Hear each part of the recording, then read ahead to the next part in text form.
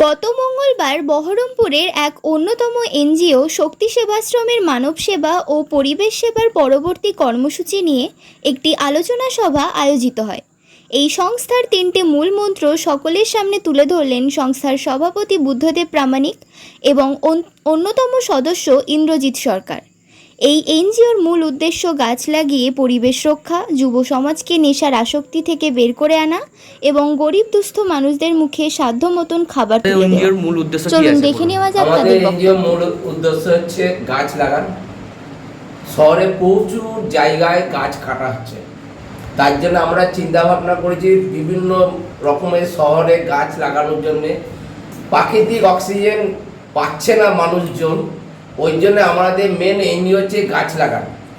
দ্বিতীয়, আমাদের সমাজ হচ্ছে পিছিয়ে পড়েছে, কিছু মানুষ নেশাযুক্ত, ওই জন্যে আমরা কিছুটা মানুষকে নেশা যেন খুব কম করে বা একদম নেশাটাকে নির্মূল করার জন্যই আমাদের সমাজের আমরা এগিয়ে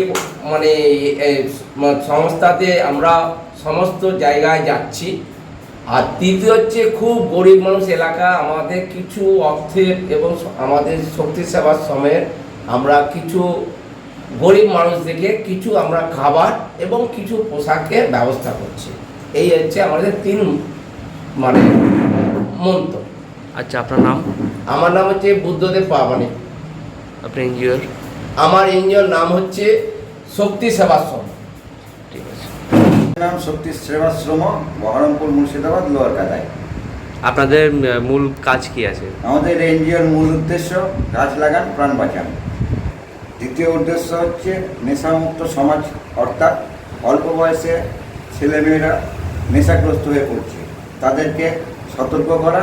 এই জন্যই সতর্ক করা, সামাজিকভাবে অল্প বয়সী ছেলেমেয়েরা পিছিয়ে পড়ছে নানা দিক থেকে, নানা রকমভাবে। 3 নম্বর হচ্ছে গরিব শিশুদের সামর্থ্য অনুযায়ী আহার প্রদান করা আমাদের মূল উদ্দেশ্য।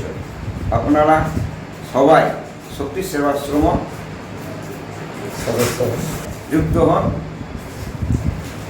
আমরা যাতে আমাদের মূল মন্ত্র যে 3টি এগুলোকে নিয়ে এগিয়ে যেতে পারি। আচ্ছা, আপনার নাম? আমি ইন্দ্রজিৎ সরকার, বহরমপুর, মুর্শিদাবাদ।